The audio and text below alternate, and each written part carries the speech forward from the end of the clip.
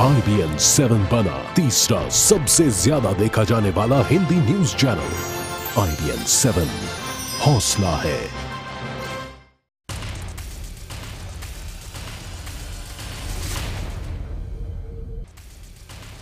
नमस्कार, आप देख रहे हैं IBN 7। स्वागत है आपका हमारे खास बुलेटिन सारा देश 100 खबरों में। मैं हूं आपके साथ पंकज भाग।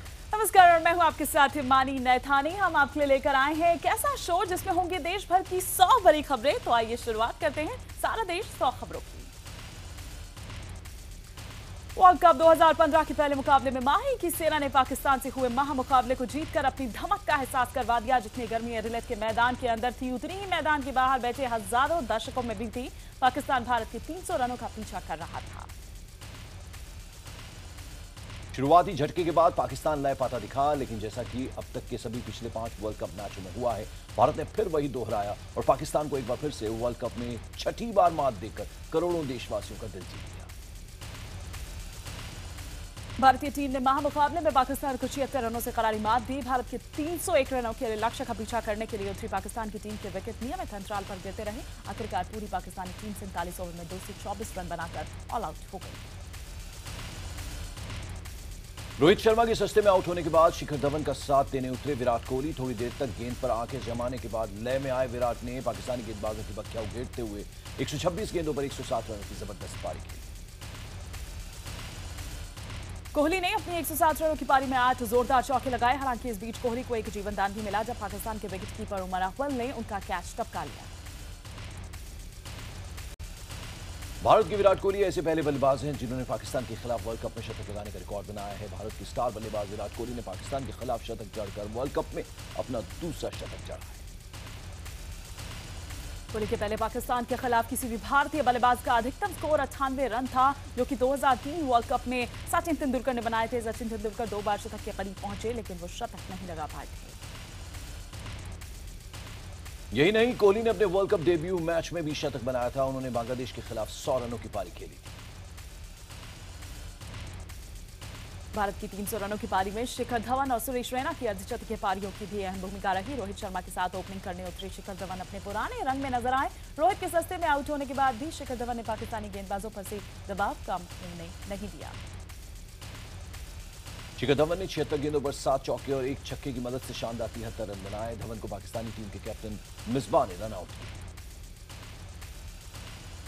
धवन के बाद विराट का साथ देने के लिए सुरेश रैना मैदान में उतरे। सुहेल खान की गेंद पर कैच होने से पहले रैना ने महज 56 गेंदों पर 5 चौके और 3 जोरदार छक्कों के साथ 74 रनों की पारी खेली। पाकिस्तान के खिलाफ आखिरी के ओवरों में भारतीय बल्लेबाज अपने रंग में नहीं दिखे। रैना के आउट होने के बाद मैदान में उतरे कप्तान महेंद्र सिंह धोनी से आखिरी ओवरों में धमाके की उम्मीद थी, लेकिन वो 13 गेंदों पर 18 रन ही बना पाए। पाकिस्तान के खिलाफ रविंद्र जडेजा भी 5 गेंदों पर 3 रन बनाकर चलते बने। रहाणे तो खाता भी नहीं खोल पाए। आखिर में अश्विन और मोहम्मद शमी ने अच्छा प्रदर्शन करते हुए टीम इंडिया के स्कोर को 300 तक पहुंचा दिया। भारत के बल्लेबाजों ने शानदार प्रदर्शन करते हुए पहले तो 300 रनों का पहाड़ खड़ा कर दिया, जिसके चलते पाकिस्तानी टीम दबाव में आ गई। उसके बाद भारतीय गेंदबाजों ने लगातार विकेट झटककर पाकिस्तान के हाथों से मैच जीतने का मौका छीन लिया। लक्ष्य का पीछा करने के लिए उतरी पाकिस्तान की शुरुआत खराब रही। भारतीय गेंदबाज मोहम्मद शमी ने मैच के चौथे ओवर में ही पाक के सलामी बल्लेबाज यूनुस खान को विकेट के पीछे धोनी के हाथों कैच आउट करवाकर टीम इंडिया को पहली सफलता दिलाई।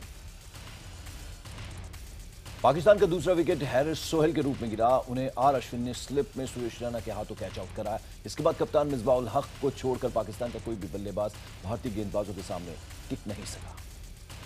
एडिलेड की पिच पर भारतीय शेरों के आगे पाकिस्तानी टीम के तेज तर्रार बल्लेबाजों की एक नहीं चल पाई। लाख कोशिशों के बावजूद पाकिस्तान टीम 47वें ओवर में महज 224 रनों पर ही खेल हो गई।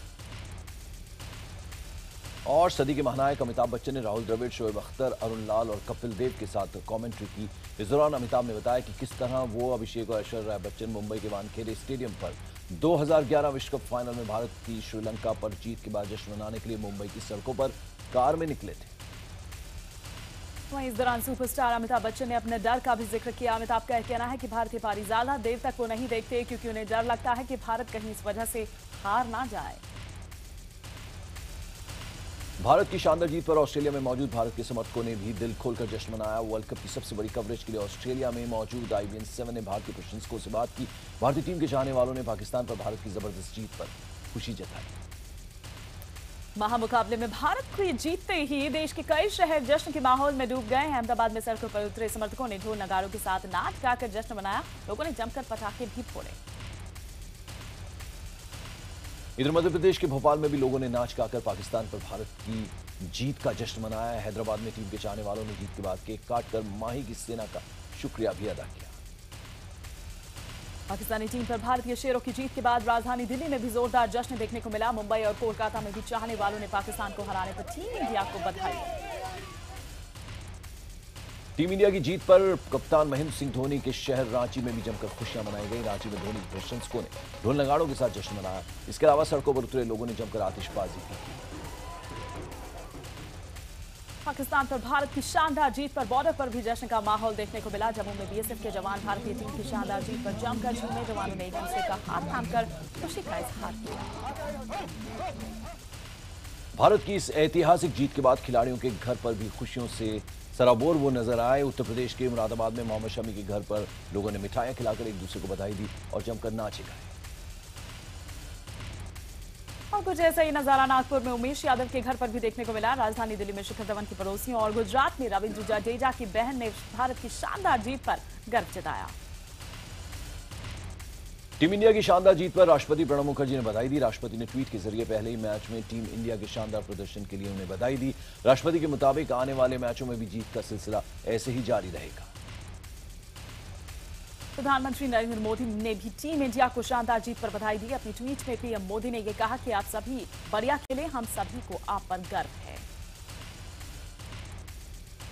भारतीय क्रिकेट के भगवान और मास्टर ब्लास्टर सचिन तेंदुलकर ने धोनी के शेरों को बधाई दी। सचिन ने अपने ट्वीट में कहा कि टीम इंडिया की ठोस जीत अभी और भी लक्ष्य है।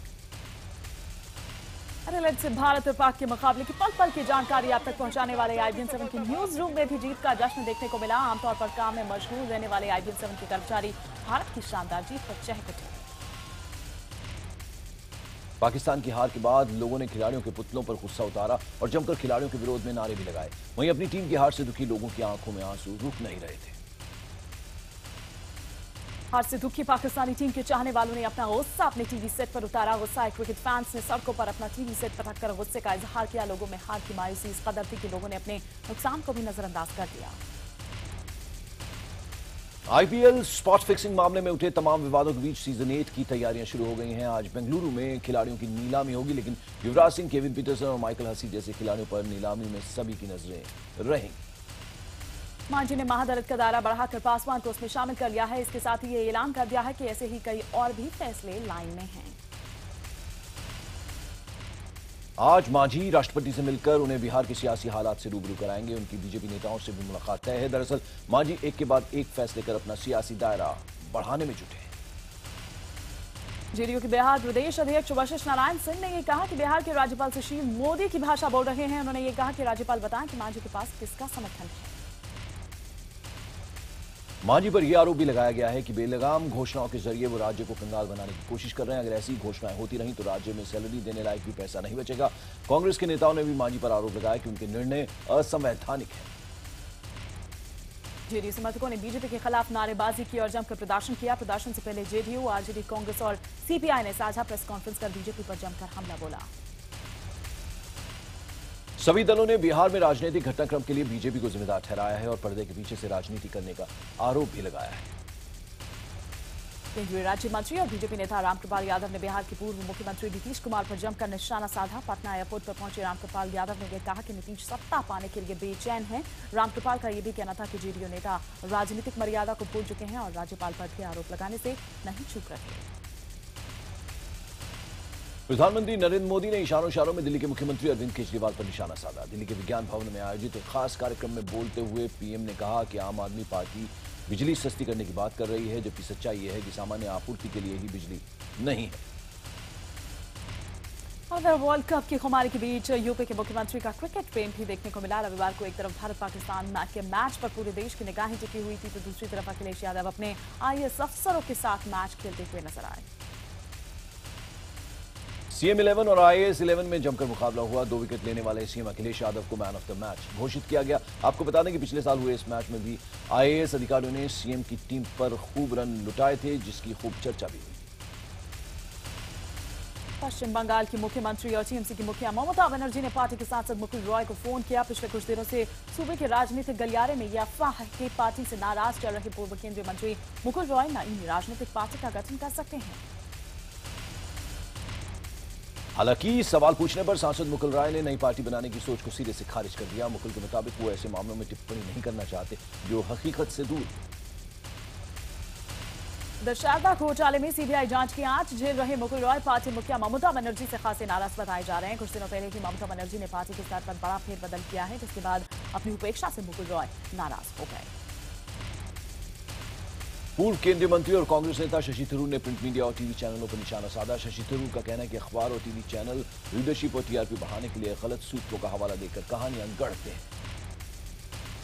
साथ ही कांग्रेसी नेता शशि थरूर ने सुनंदा पुष्कर मामले में मीडिया कवरेज पर नाराजगी जाहिर की। मीडिया पर निशाना साधते हुए थरूर ने कहा कि अब वक्त आ गया है कि अपने पाठकों और दर्शकों के प्रति मीडिया जिम्मेदार बने। थरूर के मुताबिक खबरों के नाम पर दर्शकों और पाठकों के नाम पर कुछ भी ना परोस दिया जाए।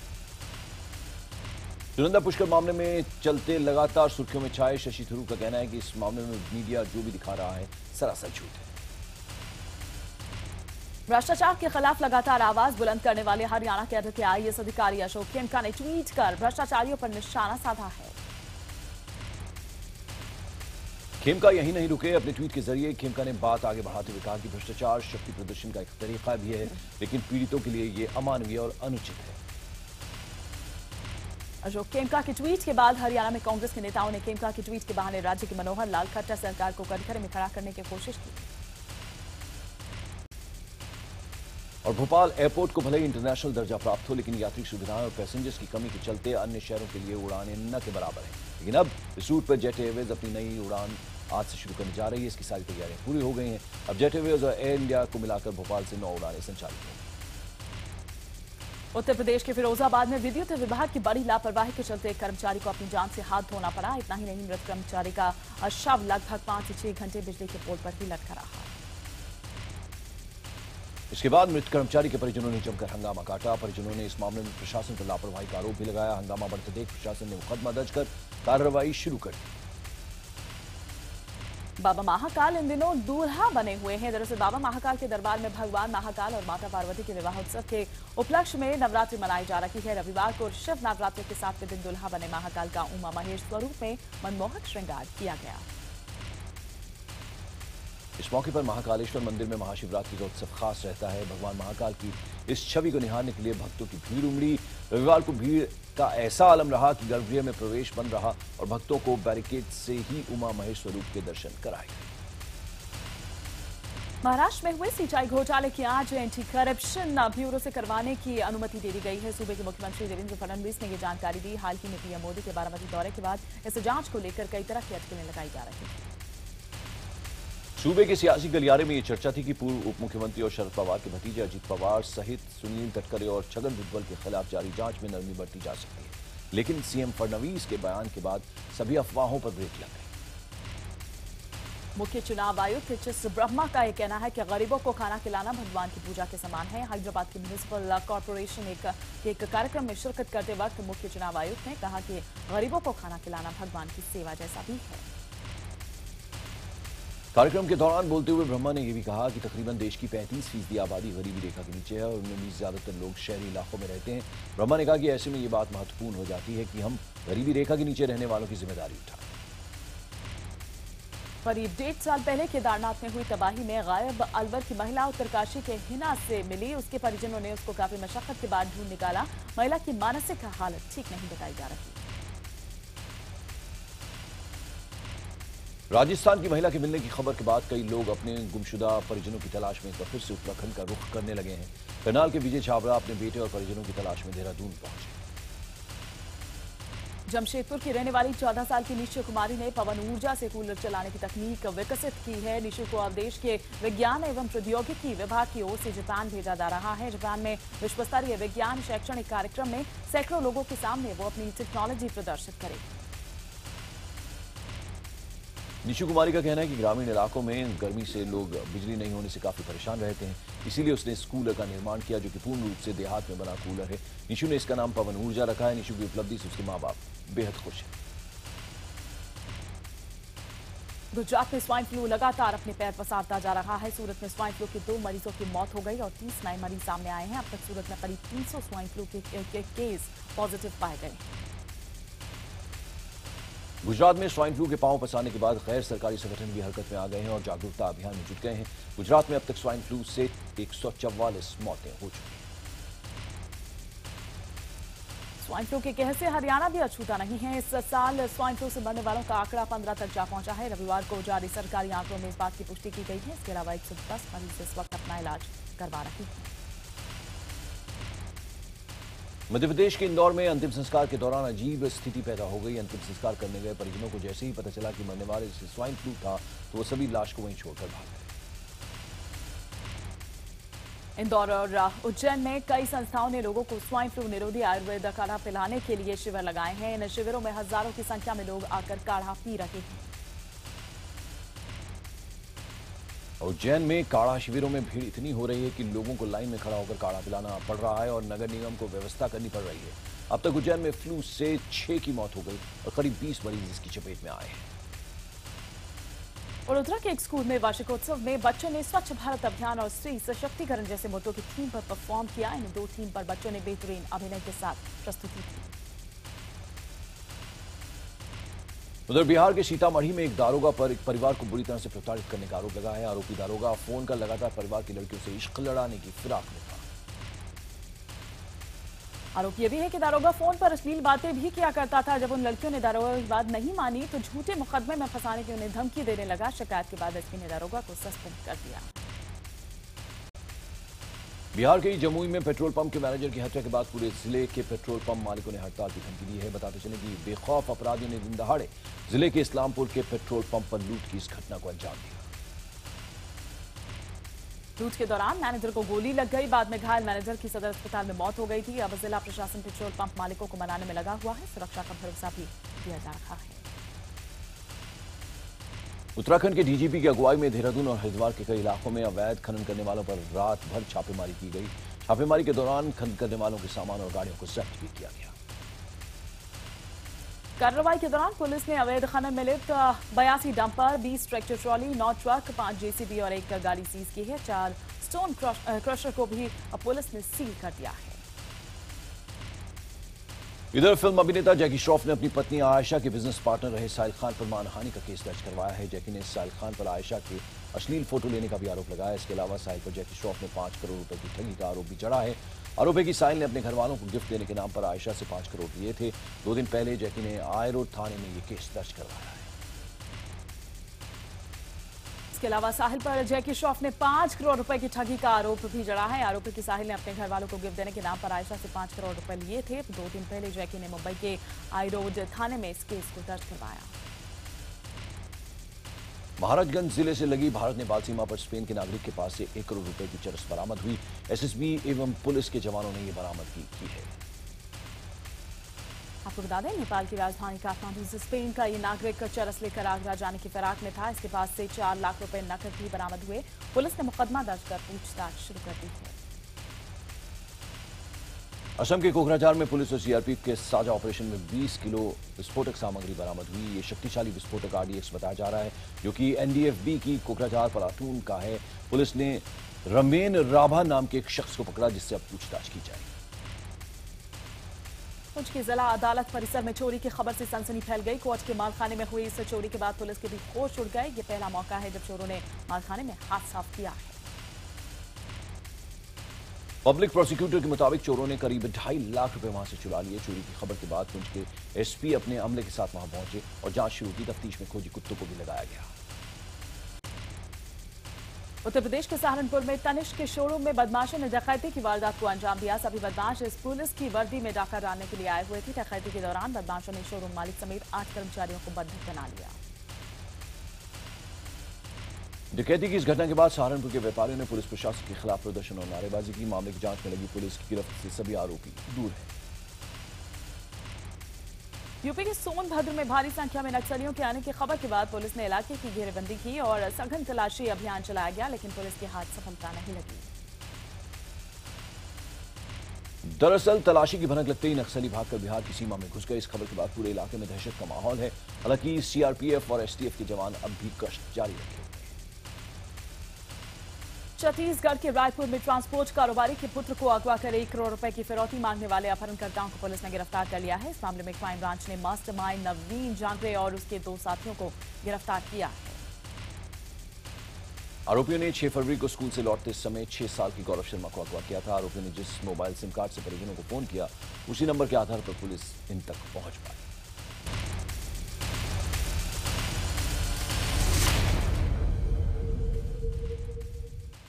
Welcome back. आप देख रहे हैं सारा देश 100 खबरें। आप हैं हिमानी और पंकज के साथ। खबरों के सिलसिले को आगे बढ़ाते हैं। आमिर खान की अगली फिल्म दंगल के लिए कंगना रनौत को भी साइन कर लिया गया है। इस फिल्म में कंगना आमिर खान की बेटी के किरदार में नजर आएंगे। नीतीश तिवारी के निर्देशन में बनने जा रही दंगल महावीर सिंह फोगट नाम के पहलवान की असल जिंदगी पर आधारित कहानी है, जिनका किरदार आमिर निभाएंगे। नवाजुद्दीन सिद्दीकी को हाल ही में सिनेमा में उनके योगदान के लिए उत्तर प्रदेश के मुख्यमंत्री अखिलेश यादव ने यश भारत पुरस्कार देकर सम्मानित किया। जैकलिन फर्नांडिस मदर टेरेसा की जिंदगी पर बनने वाली फिल्म में मदर टेरेसा का किरदार निभाना चाहती हैं। हाल ही में रॉय के प्रमोशन के लिए पहुंची जैकलिन ने यह खुलासा किया है। अभिषेक बच्चन ने फेसबुक की शुरुआत कर ली है। अभिषेक ने फैसला किया है कि वो अपना फेसबुक पेज खुद ही ऑपरेट करेंगे।